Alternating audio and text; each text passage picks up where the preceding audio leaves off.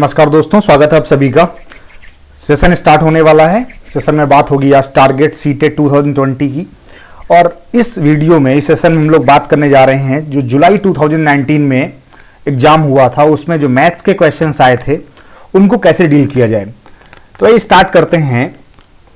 पहला क्वेश्चन आपके सामने है, यदि 211 68 बराबर में है 2 की पावर a इंटू 3 की पावर b इंटू 7 की पावर c, जहां a b तथा c प्राकृत संख्याएं हैं, नेचुरल नंबर हैं, तो 4a minus 5b plus c का मान ज्ञात करना है, बताना है क्या होगा।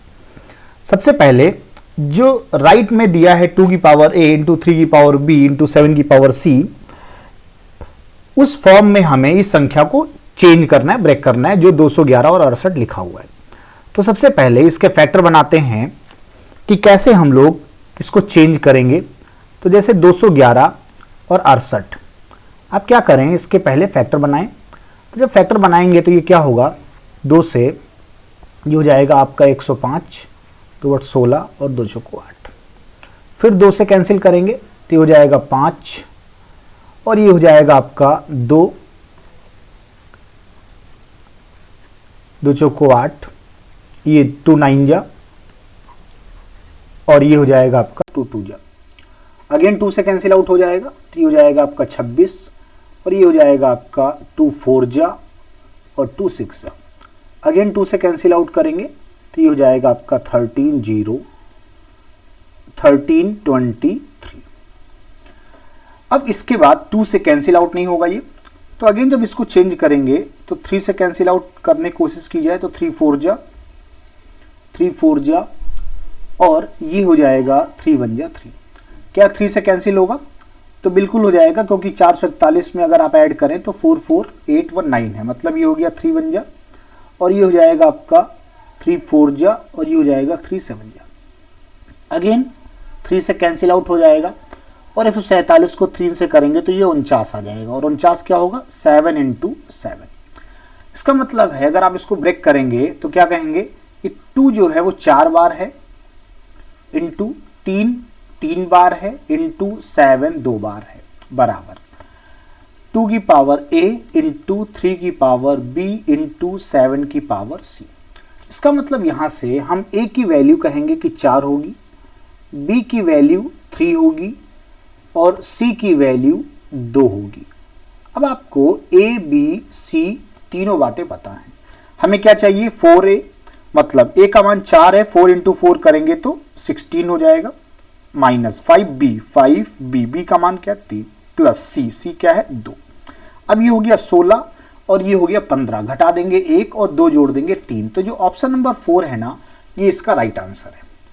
बताइए, क्लियर है? तो इस तरीके से इस प्रॉब्लम को डील करना था। अगला क्वेश्चन देखते हैं। अगली प्रॉब्लम भी कुछ वैल्यू पुटिंग से रिलेटेड है। आपको मान रखने हैं a बराबर 1, b की वैल्यू -3, c की वैल्यू -2। तो इस एक्सप्रेशन में आपको मान रखना है। इसको अगर मल्टीप्लाई करके अलजेब्रिक फंक्शन में भी आप चेंज कर सकते हैं, लेकिन बहुत वैल्यू छोटी हैं तो हम लोग सिंपली मल्टीप्लाई से ही काम चलाएंगे।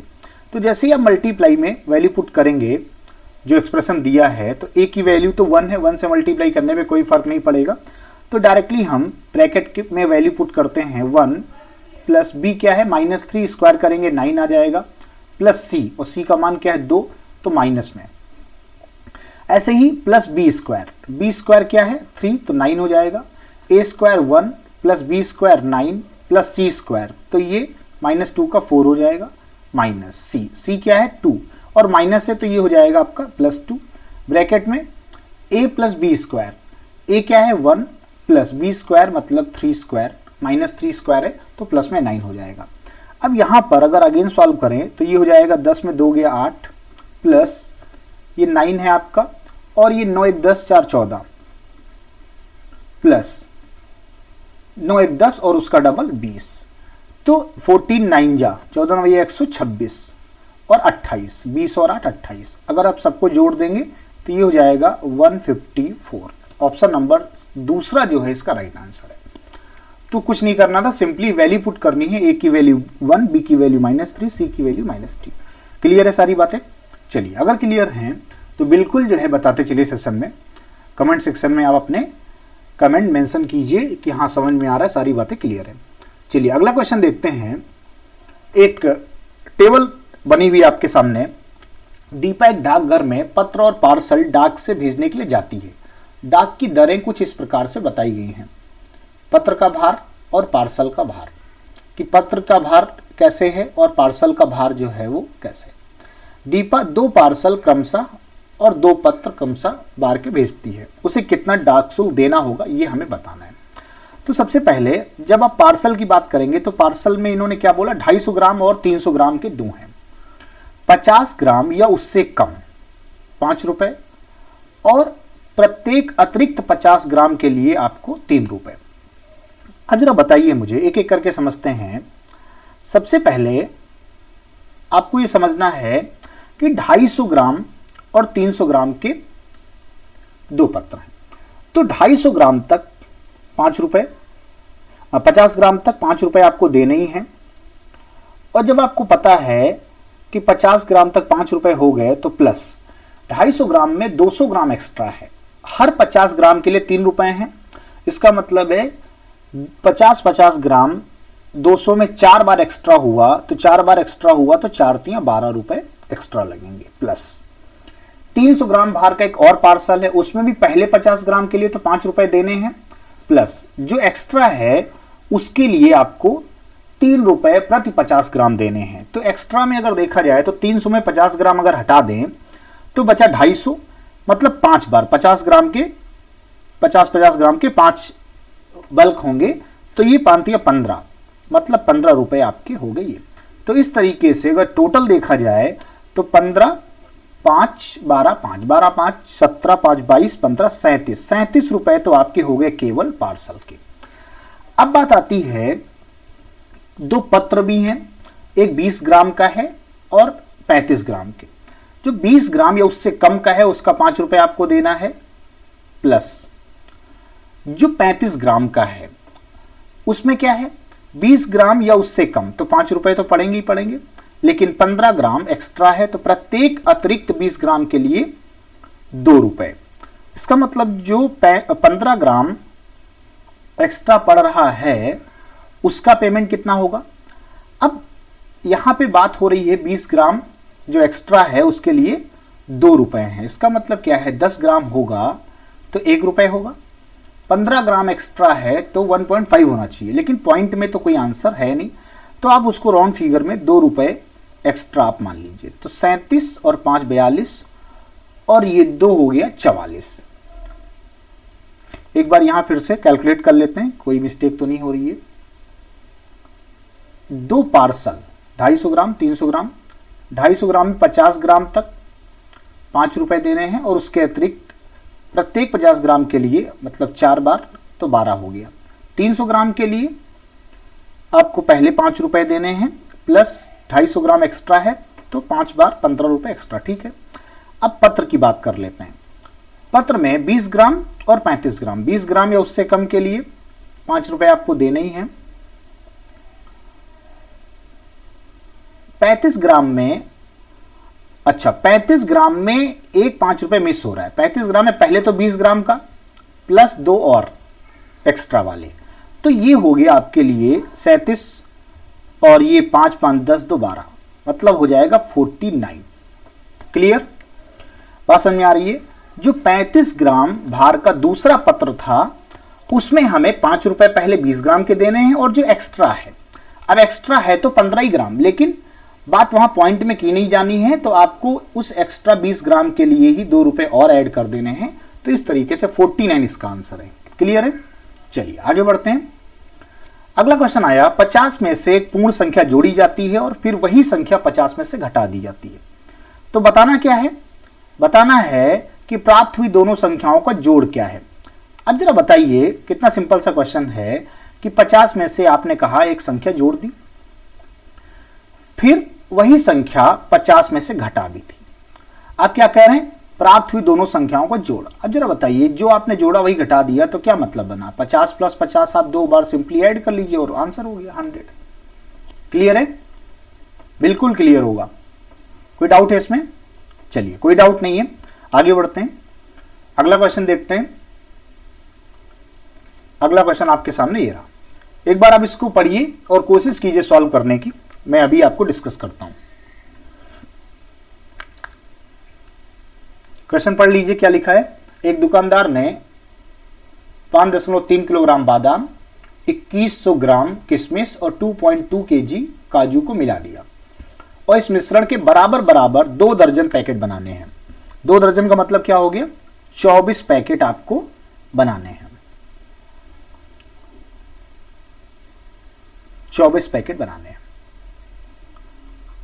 5300 ग्राम पहले हो गया प्लस 2100 ग्राम दूसरा प्लस 2.2 केजी मतलब 2200 ग्राम। टोटल ग्राम कितने होंगे, ऐड कीजिए, 3 1 4 2 6 5 2 7 2 9 डिवाइडेड बाई 24, क्योंकि 24 पैकेट में बनाना है तो प्रत्येक पैकेट में कितना आएगा, 24 चौको 96, 400 ग्राम। Option number 1। मैंने क्या किया, पहले 5.3 केजी जो बादाम है उनको ग्राम में चेंज किया कि 5300 ग्राम होंगे बादाम, 2100 ग्राम किशमिश पहले से ही दिया है, लेकिन जो काजू है वो 2.2 केजी दिया है, उसको मैंने ग्राम में चेंज कर लिया, 2200 ग्राम हो गए। तो इस तरीके से टोटल ग्राम, और उनको 24 पैकेटों में डिवाइड करना था, तो एक पैकेट में कितने ग्राम आएगा वो लिखा हुआ है। क्लियर है? चलिए, अगर ये क्लियर है तो एक और क्वेश्चन देख लीजिए क्या लिखा हुआ है। एक बीकर के 3/7 भाग में पानी है। बीकर को ऊपर तक पानी से भरने के लिए 16 लीटर पानी की आवश्यकता है, तो बीकर की धारिता क्या है।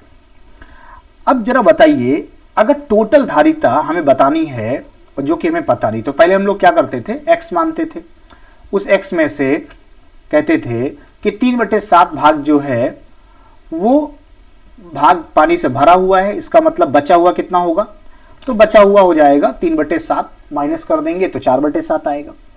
तो आप इसको ऐसे भी कह सकते हैं कि अगर टोटल पानी जो है, मान लेते हैं, जब एज्यूम ही करना तो आप कुछ भी मान लीजिए, मान लेते हैं टोटल 7 भाग पानी था, 7 लीटर पानी था, जिसपे 3/7 भाग भरा हुआ है बीकर में, इसका मतलब 3 भरा हुआ है। तो 3 भरा हुआ है मीन्स भरना कितना बाकी है, 4। जो बाकी है 4 भरना, उसकी वैल्यू कितने लीटर है, 16, क्योंकि क्या कहा गया, बीकर को ऊपर तक पानी से भरने के लिए 16 लीटर पानी की आवश्यकता होती है। 7 से 3 पर कैसे आ गए भाई, हमने मान लिया 7 लीटर टोटल आता है, उसका 3/7 भाग जो है वो अभी भरा हुआ है, मतलब 3 लीटर, 4 बाकी है, तो 4 की वैल्यू क्या है, 16। पूछा क्या, बीकर की धारिता, मतलब 7 बराबर क्या होगा, तो 4 बराबर 16, तो 1 बराबर 4, तो 7 बराबर क्या हो जाएगा, 28, मतलब 28 लीटर। Option number 3 clear. बताइए कोई डाउट इसमें, बहुत आसानी से आप समझ सकते हैं, कोई डाउट नहीं होगा आपको। चलिए आगे क्वेश्चन देखते हैं। एक और क्वेश्चन आया, आशा घर के खर्च में से कुछ रकम बचाकर एक मोबाइल फोन खरीदना चाहती है। प्रत्येक सप्ताह वह सोमवार को ₹50, बुधवार को 100 और शुक्रवार को 80 बचाती है। अच्छा, 3 दिन हैं वीक में जिनमें पैसे बचाए जा रहे हैं, वो कौन कौन से हैं, सोमवार है आपका, मंडे है, प्लस बुधवार है, वेडनेसडे है, प्लस फ्राइडे है, और पैसे कितने बचाए जा रहे हैं, 50, 100 और 80। मतलब कुल मिला के जो आपका पेमेंट है वो टोटल 100, 50 और 80, इसका मतलब है 230 रुपए आप टोटल बचाते हैं। लेकिन रविवार को आप 60 खर्च भी कर देते हैं, इसका मतलब 170 रुपए ही टोटल बचे एक सप्ताह में। कितने सप्ताह तक ये बचत करनी होगी, अगर टोटल मोबाइल है 5950 का, मतलब 170 से भाग दे देना सिंपली, तो 0 0 ये कैंसिल हुआ, 17 × 51, बचा कितना, 8 और 5, 17 बचे 85, मतलब पहला ऑप्शन सही है, 35 सप्ताह तक आपको बचत करनी होगी। बिल्कुल क्लियर। चलिए एक और क्वेश्चन देख लेते हैं। एक वर्ग की भुजा 10 सेंटीमीटर है, यदि वर्ग की भुजा 2 गुनी कर दी जाए तो नया परिमाप क्या होगा। सिंपल सी बात है, आपको एक बेसिक कॉन्सेप्ट भी पता है कि जो पेरीमीटर होता है, परिमाप होता है, वो होता है 4 × a।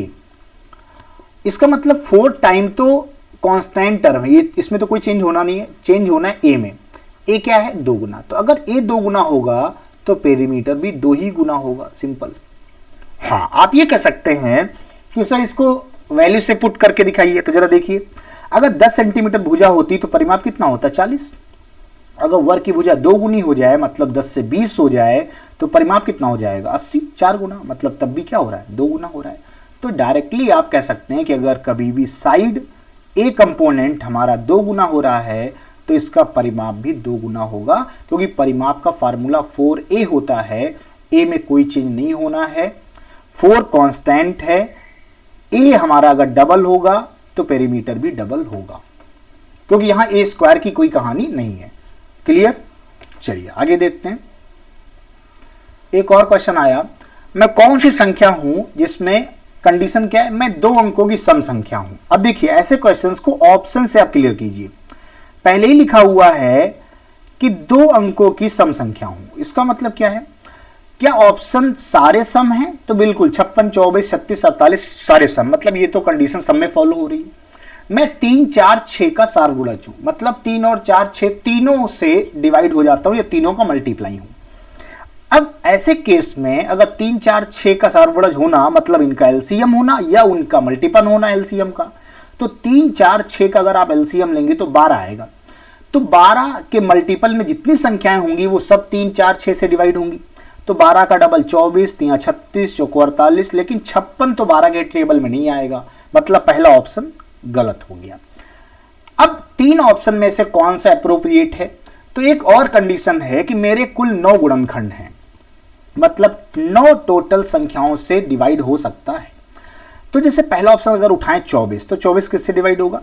1 से होगा, 2 से होगा, 3 से होगा, 4 से होगा, 5 से नहीं होगा, फिर 6 से होगा, फिर 8 से होगा, फिर सीधा 12 से होगा और फिर 24 से होगा। अब जरा बताइए, क्या 1, 2, 3, 4, 5, 6, 7, 8 कोई छूट तो नहीं रहा है? 3, 3, 6, 2, 8, क्या 9 इसके गुणनखंड मिले? नहीं मिले।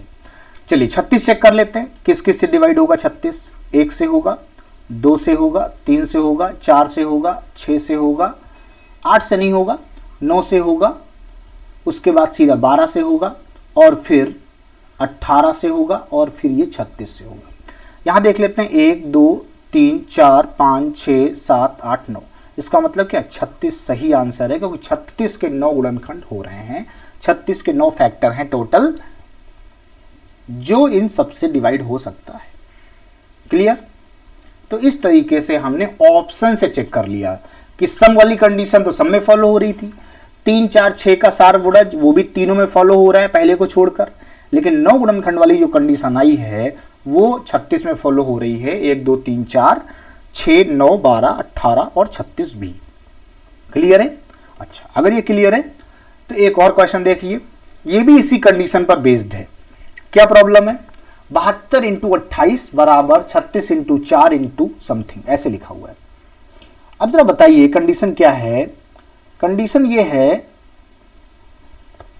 रिक्त स्थान की संख्या 7 का गुणज है। पहले तो ये समझिए, अगर 72 को हम तोड़ते तो क्या होता है 36 और 2, और 28 को अगर तोड़ते तो 4 और 7। इसमें 36 और 4 तो बाकी है, भरना क्या है 2 और 7। अब कंडीशन देखते हैं 2 और 7 कहां कहां पूरी हो रही। तो पहले तो लिखा 7 का गुणज है, बिल्कुल सही है, क्योंकि यहां अगर 2 7 जा 14 लिख दें एक साथ तो ये 7 का गुणज है। यह एक अभाज्य संख्या है, नहीं ये बात तो सही नहीं है। 10 से कम है, ये भी बात सही नहीं है। एक सम संख्या है बिल्कुल, और 56 का गुणनखंड है तो बिल्कुल है, 14 चौको 56 होता है। इसका मतलब क्या है? इसमें आपको ए, डी और ई 3 बातें सेटिस्फाई हो रही हैं, मींस ऑप्शन नंबर 3 आपका सही आंसर है। तो जो बात उन्होंने कही थी उसी को मैंने ऑप्शन से सेटिस्फाई करा दिया, संतुष्ट करा दिया, और जहां पे ये संतुष्ट हो रहा है वहीं पे आप भी संतुष्ट हो सकते हैं। बिल्कुल आपका आंसर हो जाएगा 3 ऑप्शन नंबर ए, डी, ई आपका सही है। क्लियर है? तो ये सेशन आज का यहीं पे और करते हैं। तो कैसे लगे क्वेश्चन, कैसा लगा एक्सप्लेनेशन? कोई डाउट है तो आप कमेंट सेक्शन में बिल्कुल लिखें, और अगर आपको सेशन पसंद आया हो तो लाइक भी कीजिएगा, चैनल को सब्सक्राइब भी कीजिए, शेयर भी कीजिए, और अगर कोई डाउट है तो आप कमेंट भी कीजिएगा। तो बहुत बहुत धन्यवाद, थैंक यू सो मच। बहुत अच्छा लगा आपसे बात करके, और इसी तरीके से आप हमारे साथ जुड़े रहिए। बहुत बहुत धन्यवाद, थैंक यू।